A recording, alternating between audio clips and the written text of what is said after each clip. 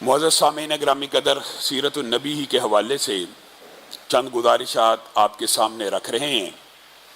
نبی کریم صلی اللہ علیہ وسلم کی معیشت کے حوالے سے گزشتہ چند خطبات میں چند گزارشات کو رکھا تھا۔ آج 2 ہجری کے جو اہم واقعات ہیں ان سے قبل جو ایک بہت بڑا واقعہ سیرت النبی کے ابواب کے اندر موجود ہے وہ آپ کے سامنے رکھیں گے، اور چند باتیں ماہ ربیع الاول کے حوالے سے بھی کوشش کریں گے، اگر موقع ملا تو آپ کے گوش گزار کی جائیں۔ نبی کریم صلی اللہ علیہ وسلم نے 16 یا 17 ماہ مدینہ میں آنے کے بعد نماز پڑھی بیت المقدس کی طرف منہ کر کے۔ اب رسول اللہ صلی اللہ علیہ وسلم اگرچہ بیت المقدس ہی کی طرف منہ کر کے نماز پڑھا کرتے تھے، اور یہ باب میں آپ کے سامنے پہلے بھی رکھ چکا ہوں کہ جب تک رسول اللہ مکہ میں رہے تب تک آپ موافقت کیا کرتے تھے اہل کتاب کی، اور جب آپ مدینہ آ گئے یہاں پہ آپ نے اہل کتاب کی بھی مخالفت کی۔ یہی ایک بات جو باقی تھی اہل کتاب کے قبلے کے حوالے سے، یہ رسول اللہ صلی اللہ علیہ وسلم کی دل کی خواہش ضرور تھی، اور رسول اللہ صلی اللہ علیہ وسلم نے اس دل کی خواہش کو اپنی زبان سے اظہار کبھی نہیں تھا فرمایا اس دل کی خواہش کا، اور نہ اللہ رب العزت سے یہ دعا کی۔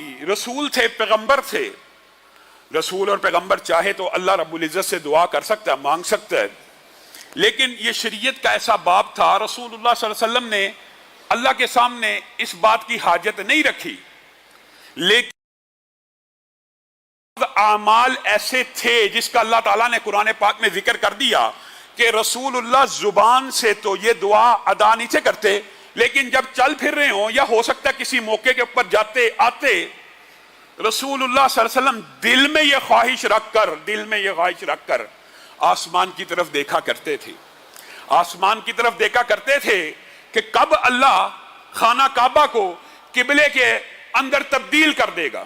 منہ سے ابھی لفظ ادا نہیں کیا، یہی ہے وہ رب جو دلوں کے بھید بھی جانتا ہے اور دلوں میں اٹھنے والے خیالات کو بھی نوٹ کرتا ہے، اور دل کی خواہشات کو بھی، بندہ مومن کی دل کی خواہش کو بھی اللہ نوٹ کر رہا ہوتا ہے۔ آپ نے کیا سمجھا صرف منہ سے دعا کی ہے؟ منہ سے دعا کرنی چاہیے، لیکن آپ کے دل میں اگر کوئی نیک تمنا ہے، آپ سمجھتے ہیں آپ کا رب نہیں جانتا، میں حج پہ جانا چاہتا ہوں، دل میں خواہش ہے، میں عمرہ کرنا چاہتا ہوں، دل میں خواہش ہے، میں اپنی بیٹی کا نکاح کرنا چاہتا ہوں، اس کی عزت محفوظ ہو، دل میں خواہش ہے، آپ کا خیال ہے اللہ تعالیٰ ان خواہشوں کو نوٹ نہیں کرتا؟ اللہ تعالیٰ نے نبی کریم صلی اللہ علیہ وسلم کے اس خوبصورت عمل کو قرآن پاک کی زینت بنا دیا۔ کیا کہا؟ قَدْ نَرَا تَقَلُّبَ وَجْهِكَ فِي السَّمَاءِ فَلَنُوَلِّيَنَّكَ قِبْلَةً تَرْضَاهَا۔ پیارے حبیب، ہم آپ کی نظروں کو آسمان کی طرف اٹھتا دیکھا کرتے تھے۔ یہ بات نہیں ہے کہ آپ نے منہ سے نہیں تھا کہا تو ہم نوٹ نہیں تھے کر رہے، ہم آپ کی نگاہوں کو آسمان کی طرف اٹھتا ہوا دیکھا کرتے تھے، اور ہمیں یہ بھی پتا تھا آپ کے دل میں یہ خواہش ہے کہ خانہ کعبہ کو قبلہ بنا دیا جائے۔ تو آپ کے رب نے اب خانہ کعبہ کو قبلہ بنا دیا ہے۔ وَحَيْثُ مَا كُنْتُمْ فَوَلُّوا وُجُوهَكُمْ شَطْرًا وَمِنْ حَيْثُ خَرَجْتَ فَوَلِّ وَجْهَكَ شَطْرَ الْمَسْجِدِ الْحَرَامِ۔ کتنی آیتیں ہیں۔ آج کے بعد آپ جہاں کہیں ہو خانہ کعبہ کی طرف منہ کر لیں۔ وَحَيْثُ مَا كُنْتُمْ، یہ بھی ہے، وَمِنْ حَيْثُ خَرَجْتَ فَوَلِّ وَجْهَكَ شَطْرَ الْمَسْجِدِ الْحَرَامِ، جہاں سے بھی نکلو خانہ کعبہ کی طرف منہ کر کے آج کے بعد نماز کو ادا کرنا ہے۔ رسول اللہ صلی اللہ علیہ وسلم کی یہ دل کی خواہش پوری ہوئی، اور وہ جو پہلی نماز تھی جب اللہ رب العزت نے یہ آیتیں نازل کی وہ عصر کی نماز تھی۔ رسول اللہ صلی اللہ علیہ وسلم نے دل میں خوشی کو محسوس کرتے ہوئے صحابہ کی صف بندی کی اور عصر کی نماز خانہ کعبہ کی طرف منہ کر کے پڑھی۔ یہی وہ موقع ہے، ابھی نماز کو ادا کی ہے اور قبلہ روح تبدیل ہو گیا یہودیوں کی۔ آپ کو پتا سازش کے حوالے سے آپ کے سامنے 1-2 خطبات مفصل ان کی یہ جو حسد بغض تھا اس کے حوالے سے آپ کے سامنے رکھے تھے۔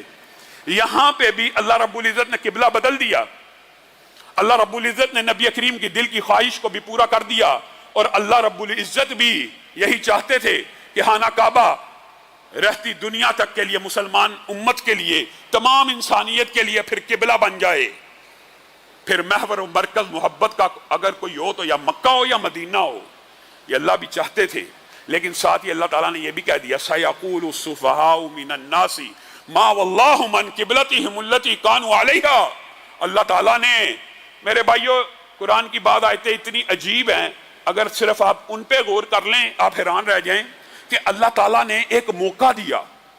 ایک تو سورت لہب کے اندر اللہ تعالیٰ نے قریش مکہ کو ایک موقع دیا تھا، تبت یدا ابی لہب و تب کہہ کے بتائیے ایمانداری سے، اگر ابو لہب جھوٹ موٹ گئی منافقت کے ساتھ ہی قرآن پاک کو جھوٹا ثابت کرنے کے لیے ہی ایمان کو قبول کر لیتا یا اسلام کو قبول کر لیتا، تو بتائیے یہ تبت یدا ابی لہب و تب یہ اللہ کا کلام تھا، اللہ تعالیٰ نے اس کو جھوٹ موٹ سے اور منافقت سے بھی قبول کرنے کا نہیں کہا، کیونکہ جب اللہ نے کہہ دیا ابو لہب کے دونوں ہاتھ ٹوٹ گئے تو پھر اب ممکن نہیں تھا کہ وہ جھوٹ موٹ آرٹیفیشلی، حالانکہ بڑے بندوں نے منافقت کی سازشیں کی، یہ بھی کر سکتا تھا۔ اسی طرح یہ آیت بھی ایک چیلنج تھا، ابھی قبلہ تبدیل ہوا ہے اور اللہ کہہ رہا ہے سَيَقُولُ السُّفَهَاءُ مِنَ النَّاسِ مَا وَاللَّهُ مَنْ قِبْلَتِهِمُ الَّتِي، چند لوگ ایسے ہوں گے، ابھی تھے نہیں، اللہ نے پہلے کہہ دیا، چند لوگ ایسے ہوں گے محمد صلی اللہ علیہ وسلم جو کہیں گے ان کو ان کے قبلے سے کس نے پھیر دیا۔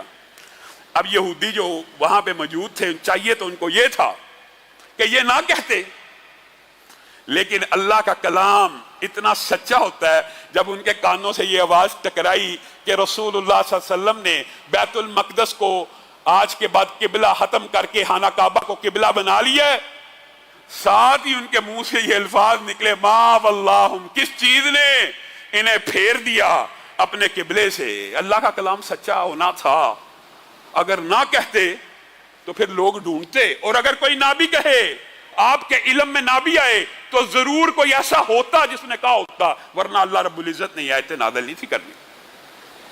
لیکن یہاں پہ ایک بات اور سمجھنے کی ضرورت ہے، وَمَا جَعَلْنَا الْقِبْلَةَ الَّتِي كُنْتَ عَلَيْهَا إِلَّا لِنَعْلَمَ مَنْ يَتَّبِعُ الرَّسُولَ مِمَّنْ يَنْقَلِبُ۔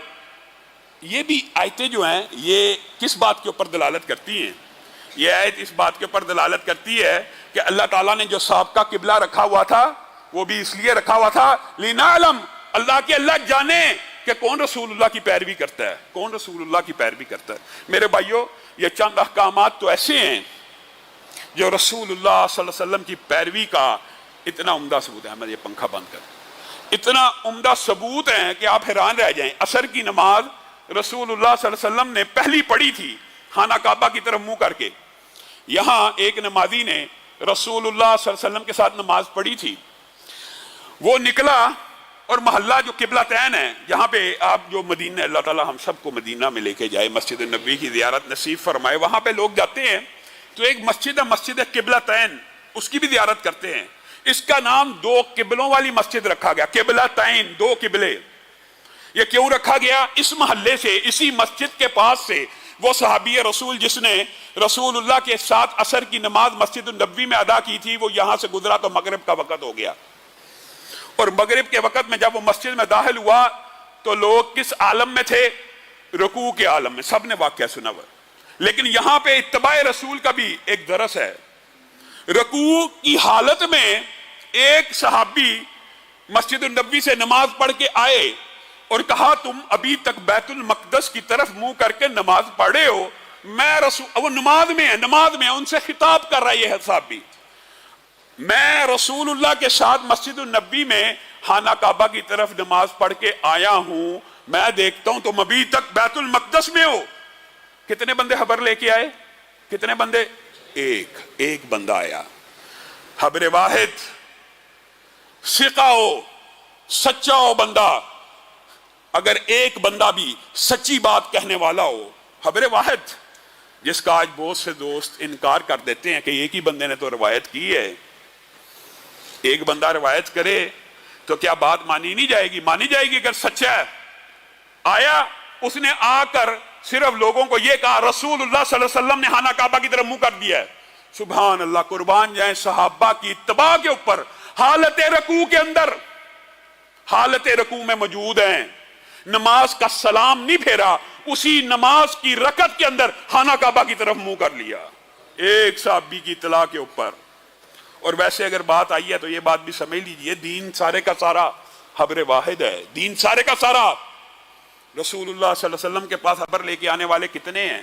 اگرچہ مختلف اوقات میں مختلف رشتے نازل ہوئے، لیکن خبر لے کے آنے والا کون ہے؟ ایک۔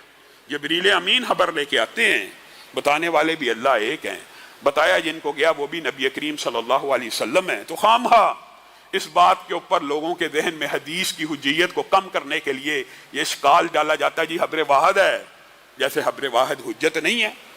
یہ جو قبلتین میں ایک صحابی نے آ کے اطلاع دی، سب کے سب نے منہ موڑ لیا۔ میرے بھائیو، یہ نبی کریم صلی اللہ علیہ وسلم کی اتباع اللہ کی قسم صحابہ کیسے کیا کرتے تھے؟ یہ بات عجیب ہے، عجیب ہے۔ حضرت علی بیان کرتے ہیں رسول اللہ صلی اللہ علیہ وسلم جب درس دیا کرتے تھے یا کوئی گفتگو کیا کرتے تھے تو ہم صحابہ اتنی خاموشی کے ساتھ، اتنے ادب کے ساتھ، اتنے احترام کے ساتھ آپ کی بات کی طرف ہماتن گوش ہو جاتے تھے جیسے ہمارے سروں کے اوپر پرندے بیٹھے ہوں۔ یہ لفظ کیا ہے؟ جیسے ہمارے سروں کے اوپر پرندے بیٹھے ہوں۔ بات آئی ہے تو یہ بھی بات سمجھ لیجئے، جو عربی کا محاورہ جاننے والے ہیں ان کو تو اس بات کی سمجھ آتی ہے کہ اس بات کا مطلب کیا ہے کہ اس طرح ہماتن گوش ہوتے ہیں کہ سروں کے اوپر پرندے بیٹھے ہوں۔ ہاں، لیکن ہو سکتا ہے آپ میں سے بعض لوگ نہ جانتے ہوں، آپ بھی سن لیجئے، سمجھ لیجئے۔ اس سے مراد یہ ہے کہ عرب کے بدوی علاقوں میں جب اونٹ چر رہا ہوتا ہے، کئی مرتبہ اس کے جسم کے اوپر، اس کے سر کے اوپر چیچڑ پڑ جاتے ہیں، جوئیں پڑ جاتی ہیں، مختلف کیڑے پڑ جاتے ہیں۔ اور جب وہ کیڑے پڑ جاتے ہیں تو اللہ رب العزت نے، چونکہ ان کو اللہ تعالیٰ نے ایسے ہاتھ نہیں دیے کہ ہاتھ سے نکال لیں، اللہ تعالیٰ نے ان کا ایک الگ انتظام کیا ہوا ہے۔ اللہ تعالیٰ کچھ پرندوں کو بھیجتا ہے، وہ ان کے سر کے اوپر بیٹھ جاتے ہیں اور ان چونٹیوں کو، کیڑیوں کو، جوؤں کو، چیچڑوں کو کھانا شروع کر دیتے ہیں۔ اور اونٹ بھی اللہ تعالیٰ نے ایسی عقل دی ہے، اس وقت جس وقت اس کے سر پہ جس حالت میں، سر اگر یہاں ہے تو اس حالت میں، یہاں ہے تو اس حالت میں، نیچے ہے تو اس حالت میں، جس حالت میں اس کے سر پہ پرندہ بیٹھ جاتا ہے وہ ایک لمحے کی بھی، ایک سینٹی میٹر کی بھی سر کو جنبش نہیں دیتا۔ کیوں؟ کیونکہ اس کو پتا ہے اگر میں نے سر کو ہلایا یہ تو میرے فائدہ کرنے کے لیے میرے سر پہ نازل ہوا ہے اور میرے کیڑے اچکے گا، اگر میں نے سر ہلا دیا اڑ جائے گا۔ حضرت علی یہ بات کہہ رہے ہیں کہ رسول اللہ صلی اللہ علیہ وسلم جب ہمارے ساتھ کوئی بات کر رہے ہوتے تھے تو ہم اس طرح بیٹھتے تھے جیسے ہمارے سروں کے اوپر پرندہ بیٹھا ہوا ہے، کہ ایک جنبش بھی نہیں دینی، ایک سینٹی میٹر بھی سر کو نہیں ہلانا۔ میں نے اور آپ نے رسول اللہ کی حدیث کو کیا سمجھا؟ کچھ نہیں سمجھا۔ آج دل میں دکھ ہے، کسی کے اوپر تان تشنیع نہیں کرنا چاہتا، لیکن کیا ہے رسول اللہ صلی اللہ علیہ وسلم کی حدیث آپ کی اور میری نظر میں؟ رسول اللہ نے ایسے نماز پڑھی، رسول اللہ صلی اللہ علیہ وسلم نے یہ عمل کیا، حدیثیں دیکھ کر، حدیثیں سن کر، حدیثیں پڑھ کر کان پہ جوں نہیں رینگتی۔ اور صحابہ کا طرز عمل کیا ہے؟ رسول اللہ خطبے میں کہہ رہے ہیں بیٹھ جاؤ، ایک بندہ آیا کھڑا ہوا سامنے نظر ہے، بیٹھ جاؤ۔ ایک صحابی جو ابھی مسجد سے باہر ہیں ان کے کان میں آواز آئی ہے بیٹھ جاؤ، وہیں بیٹھ گئے ہیں۔ رسول اللہ نے کہا کہ میں نے آپ کو تو نہیں تھا کہا، وہ تو میرے سامنے جو بندہ کہا اللہ کے رسول آپ کا حکم کان سے ٹکرایا، بیٹھ جاؤ، کھڑا ہو جاتا تو ایمان ضائع ہو جاتا۔ آپ اور میں کہاں ہیں؟ آپ اور میں بھی تو اپنے گریبان کو جانتے ہیں۔ رسول اللہ صلی اللہ علیہ وسلم کی حدیث آ جائے، طویلات، تحریفات، تشریحات، بات آئی ہے تو کہہ دیتا ہوں۔ رسول اللہ صلی اللہ علیہ وسلم کے صحابہ نے جس طرح رسول اللہ کا ادب کیا، احترام کیا، وہ بھی ایک باب ہے، اور رسول اللہ کے صحابہ نے جس طرح نبی کی بات کو مانا وہ بھی ایک الگ باب ہے۔ رسول اللہ صلی اللہ علیہ وسلم کا اتنا احترام اور ادب تھا کہ صحابہ نبی کریم کے گھر کے دروازے کو بھی اگر کھٹکاتے تھے نا تو ایسے ہاتھ نہیں تھے مارتے۔ حدیث میں آتا ہے کہ صحابہ اپنے ناخنوں کی پشت کو نبی کریم کے دروازے کے ساتھ ٹچ کیا کرتے تھے، ناخنوں کی پشت کو، کہ کہیں ہمارے نبی کو تکلیف نہ ہو جائے، کہیں ہمارے نبی کو اذیت نہ مل جائے۔ اور ہمارا مزاج کیا ہے؟ رسول اللہ صلی اللہ علیہ وسلم جن آلات کو توڑنے کے لیے آئے، جن سازوں کو، جن باجوں کو، जिन ढोलों को, जिन कूबों को, जिन किन्नीनों को, जिन सत्तारों को तोड़ने के लिए आए,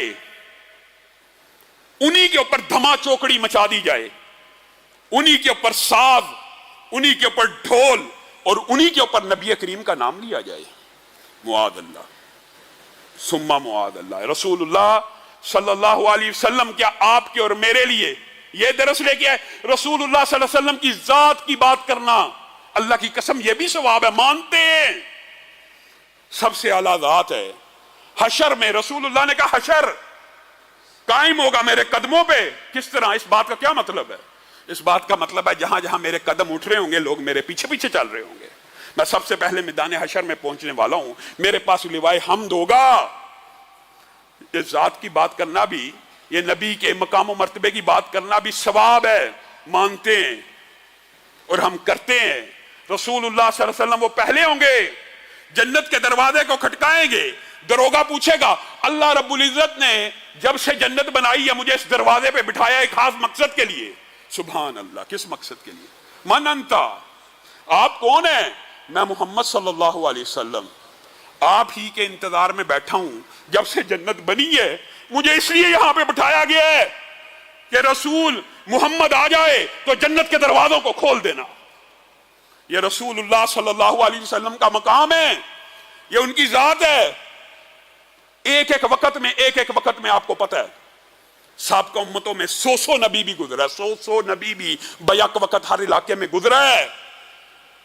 लेकिन नबी करीम सल्लल्लाहु अलैहि वसल्लम को अल्लाह ताला ने यह एजाज दिया कि पूरी की पूरी इंसानियत का रसूल और पैगंबर बना दिया। ये जात की बातें करनी चाहिए, लेकिन इन जात की बातों का निचोड़ गया है जात तो नबी की आला, मान लिया, बात नबी की आला नहीं है।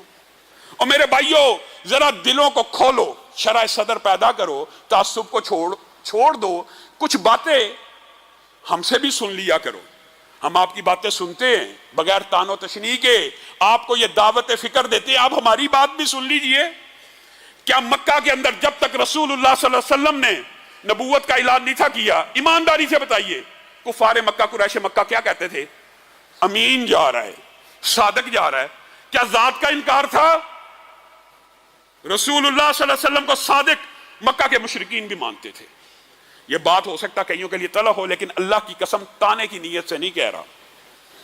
मक्का के मुशरिकीन भी जब तक रसूलुल्लाह ने नबूवत का दावा नहीं किया या रसालत का ऐलान नहीं किया, उस वक्त तक आपको सादिक भी कहा गया, अमीन भी कहा गया, आपके कसीदे भी पढ़े गए और आपके लिए बड़ी बड़ी इज्जत और एहतराम के वाकयात आप सबने सुने हैं। इसी सीरत के बाब में आपको बतलाए हैं कि रसूलुल्लाह सल्लल्लाहु अलैहि वसल्लम को तनाज़ात में मुनसिफ माना जाता था। रसूलुल्लाह के हाथ से हजरे अस्वद को नबूवत के ऐलान से कबल लगवाया गया। ये सारी बातें आपको पता है। जात का इनकार कौन करता था? उनके सच्चे होने का इनकार किसको था? उनके अमीन होने का इनकार किसको है? आज दुनिया में कोई एक मुसलमान ऐसा है जिसको नबी करीम की जात का इनकार हो? के कायनात का सबसे खूबसूरत सब मानते हैं, जो आपका चेहरा है, जो आपका सीना है, जो आपकी जुल्फें हैं, पूरी दुनिया के हर मुसलमान का यह अकीदा है आप सबसे आला हैं। दुनिया भर की जातें जमा हो जाएं, आपकी जात का मुकाबला नहीं है। ये बात तो सब मानते हैं, मुसलमानों का अकीदा है। इख्तिलाफ कहां पे पैदा होता है? इख्तिलाफ बात के ऊपर पैदा होता है। जात तो नबी की आला है, लेकिन बात मैंने नबी की नहीं माननी। मुआद अल्लाह। हजरत उमर तुरात, बताइए, आपके सामने ये वाक्य पहले भी रखा है। तुरात किसकी किताब है? अल्लाह की ना। कहां से नाजिल हुई? आसमान से नाजिल हुई है ना। कलाम किसका? किसी इंसान का? आसमान से नाजिल हुआ है और उमर उसको लेके खड़े हैं, अगरचे तहरीर शुदा है, लेके खड़े हैं और पढ़ रहे हैं कि इसमें कुछ तो कलामुल्लाह है, अल्लाह ही की तरफ से नाजिल हुई है। नबी करीम का चेहरा मुतगय्यर हो गया है। अबू बकर ने कहा आप देखते नहीं है, तेरी मां तुझे गुम पाए, रसूलुल्लाह के चेहरे को नहीं देखता। हजरत उमर ने देखा, मामला समझ गए। अगर अल्लाह की नाज़िल करदा किताब भी नबी करीम की आ जाने के बाद उनकी हदीस के सामने कोई हैसियत नहीं रखती, तो आपके और मेरे मौलवी, इमाम, मुफ्ती, फकीर, पीर फकीर की बात नबी करीम के सामने क्या हैसियत रखती है? यह तुरात है, अल्लाह का कलाम है, आसमान से नाजिल हुआ है। लौ बदलकुम मूसा फत्तबअतुमूहु व तरक्तुमूनी लज़ललतुम अन सवाइस सबील। नबी करीम ने कितना अजीम ऐलान कर दिया। ए उमर, अगर मूसा भी आ जाएं, मूसा भी आ जाएं, यहां पे इमाम आ जाए, यहां पे मौलवी आ जाए, नबी के मुकाबले में फतवा दे, उसका फतवा मान लिया जाता है, मुआद अल्लाह। यहां पे नबी करीम क्या कहते हैं? अगर मूसा भी आ जाए, उमर मूसा नबी हैं, रसूल हैं, उलुल आज़म में हैं, लत्तबअतुमूहु, बताइए अगर तुम उनकी पैरवी करना शुरू कर दो, मेरी हदीस के मुकाबले में, मेरी बात के मुकाबले में मूसा की पैरवी शुरू कर दो, लज़ललतुम अन सवाइस सबील, तुम सीधे रास्ते से गुमराह हो जाओगे। अगर मूसा की पैरवी नबी के बाद गुमराही का रास्ता है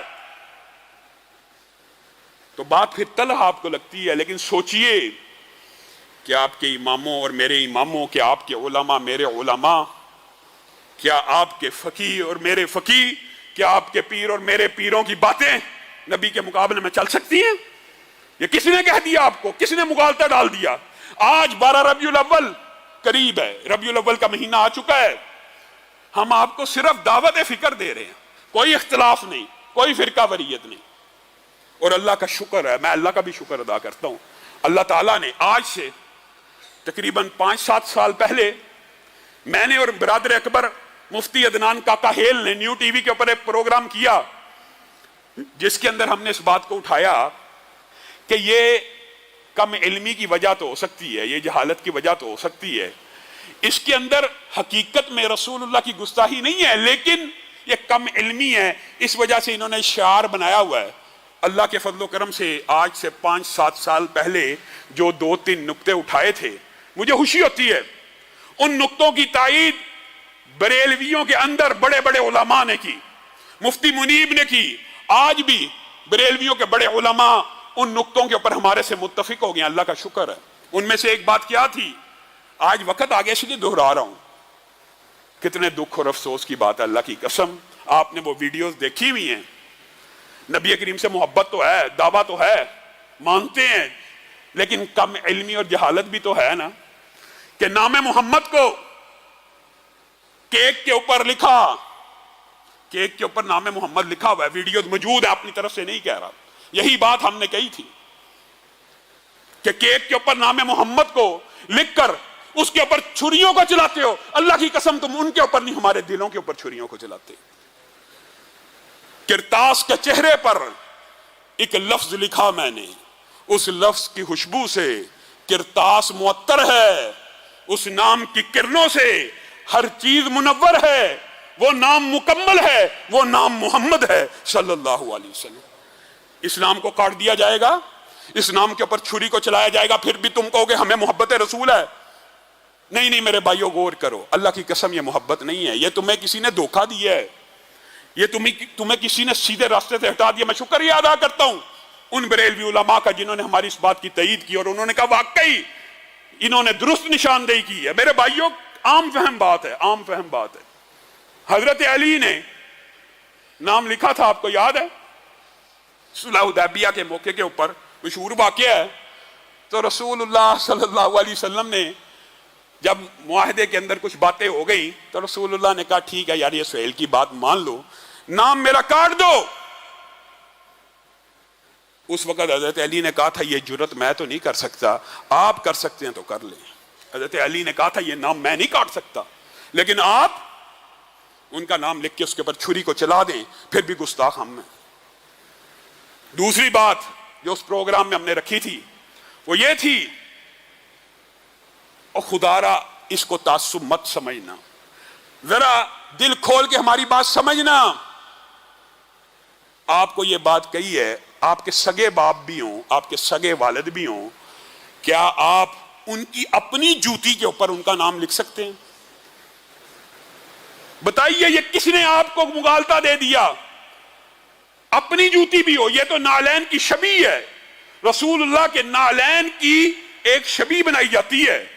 मैं कहता हूं असली जूते भी हों, क्या जूते के ऊपर नाम लिखकर आप अपने सगे बाप का इस्तकबाल कर सकते हैं कि बाप के जूतों के ऊपर बाप का नाम लिखा, मुआद अल्लाह सुम्मा मुआद अल्लाह। आप बाप को एयरपोर्ट पे लेने जाएं اور ہاتھ میں جوتے پکڑے ہوں، یہ استقبال ہے؟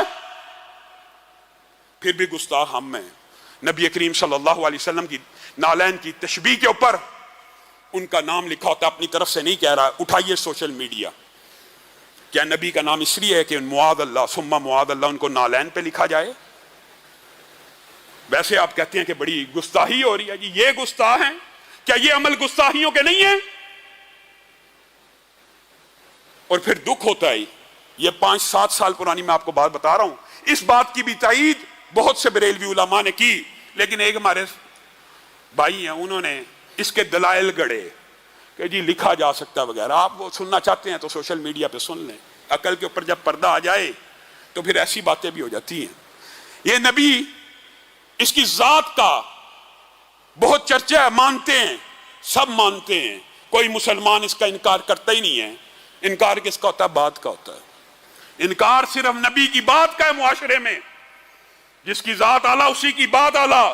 اگر نبی کی بات ماننا شروع کر دو، نبی کی کیا بات ہے، آئیے آپ کو دعوت فکر ہے، اس طرح میلاد النبی مناتے ہیں جس طرح رسول اللہ صلی اللہ علیہ وسلم نے منایا۔ آئیے اس بات کے اوپر آئیے۔ رسول اللہ صلی اللہ علیہ وسلم کی زندگی پوری ایک ایک لمحہ کتابوں میں محفوظ ہے۔ رسول اللہ صلی اللہ علیہ وسلم نے اپنا میلاد کیسے منایا آپ کو بھی پتا، ہمیں بھی پتا۔ اس بات کی طرف نہیں آنا اور صبح اٹھنا ہے، نہ فجر پڑھنی ہے نہ ظہر پڑھنی ہے، سارا دن جلوسوں میں رہنا ہے، ڈیک کے اوپر ناچ گانا بھنگڑا کرنا ہے، یہ رسول اللہ سے محبت ہے؟ یہ محبت ہے؟ یہ محبت ہے؟ رسول اللہ نے کہا میں پیر کو پیدا ہوا، میں پیر کو پیدا ہوا، اور میں تشکر کے لیے، یہ تشکر ہے، آئیے معاشرے کے اندر رسول اللہ کی سنت کو زندہ کیجئے۔ میں پیر کو پیدا ہوا اور میں پیر کا روزہ رکھتا ہوں۔ جس کو رسول اللہ سے محبت ہے، ذات سے بھی اور بات سے بھی، اور وہ رسول اللہ کا میلاد منانا چاہتا ہے، اسے چاہیے زندگی کے اندر جتنے ہفتے آئیں ان میں سے جب بھی پیر کا دن آئے اس کو روزہ رکھا کرے۔ آپ محبت کا دعویٰ تو کرتے ہیں لیکن آپ نے روزہ نہیں رکھنا۔ رسول اللہ کہتے ہیں کہ میں پیر کو پیدا ہوا، میں روزہ رکھتا ہوں، آپ اس روزے کے دن کو عید مناتے ہیں۔ عجیب معاملہ ہے، عجیب فلسفہ ہے۔ کسی کو تان و تشنیع کرنا مقصود نہیں، اور دلیل کیا ہے؟ آپ نے دلیل دی۔ اللہ کی قسم اتحاد امت کا دائی اور چاہتا ہوں مشترکات میں امت ایک ہو جائے، لیکن آپ دلیل دیتے ہیں تو اس کا جواب بھی سن لیجئے۔ یہ ہمارے پاس دلیل ہے میلاد النبی منانے کی، ایک اور بھی کیا دلیل ہے؟ ابو لہب جب دنیا سے چلا گیا تھا، ایک بندے کو خواب آئی تھی، ابو لہب اس سے ملا تھا، اور ابو لہب نے کہا تھا پیر کے دن مجھے میرے ہاتھوں پہ پانی پلایا جاتا ہے، اس لیے کہ میں نے اس ہاتھ کے اشارے سے جس دن نبی کریم پیدا ہوئے تھے اپنی لونڈی کو آزاد کیا تھا۔ یہ دلیل ہے، یہ دلیل آپ پیش کرتے ہیں۔ پہلی بات، کس بندے نے خواب دیکھا؟ کہیں ذکر نہیں، ایک مجہول آدمی نے، بالفرض کسی صحابی نے بھی خواب دیکھا ہو تو نبی کے علاوہ کسی کی خواب حجت نہیں، پہلی بات۔ لیکن تمام کتابوں میں اس بندے کا نام بھی پتہ نہیں کس نے خواب دیکھا، لیکن یہ ذکر موجود ہے ایک بندے نے خواب دیکھا۔ کون دیکھا؟ کس نے دیکھا؟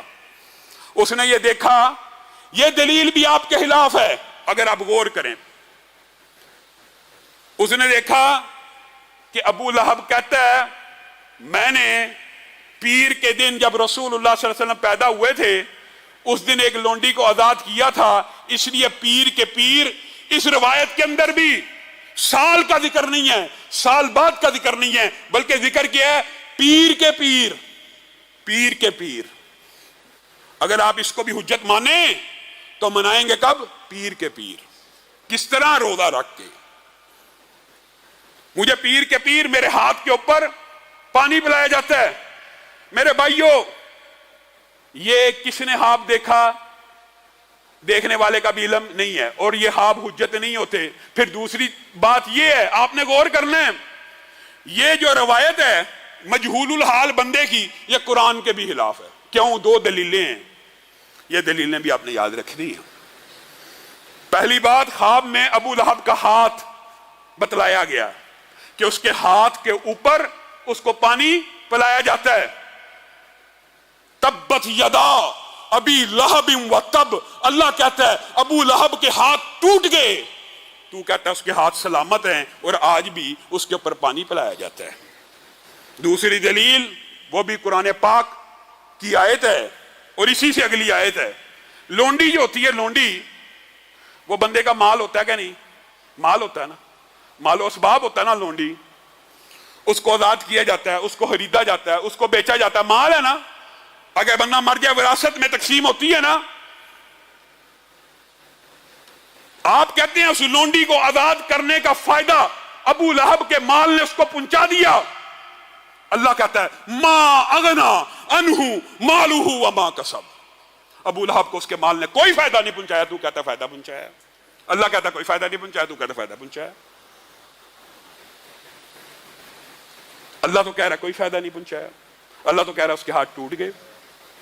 میرے بھائیو آئیے تعصب کے بغیر جس نے آج کے بعد میلاد النبی کا اہتمام کرنا ہے وہ اپنی زندگی کے اندر، اسلام میں ہفتہ روزے کا کنسپٹ ہے، پیر کا ہے، ہمیں اقرار ہے، سالگرہ کا کنسپٹ نہیں ہے۔ کیوں؟ کیونکہ سالگرہ کو عیسائی وہ پہلا مذہب تھا جنہوں نے اپنے نبی کی پیدائش کو عید قرار دیا۔ اسلام اس سے مختلف ہے، اور اگر اسلام میں یہ گنجائش موجود ہوتی تو کیا رسول اللہ آپ کو مجھے بتلائے بغیر چلے جاتے؟ رسول اللہ آپ کو مجھے بتلا کے گئے ہیں کہ میں پیر کو پیدا ہوا، میں پیر کو روزہ رکھتا ہوں۔ اللہ رب العزت جو کہا گیا، جو سنا گیا، اس کو سمجھنے کی توفیق عنایت فرمائے۔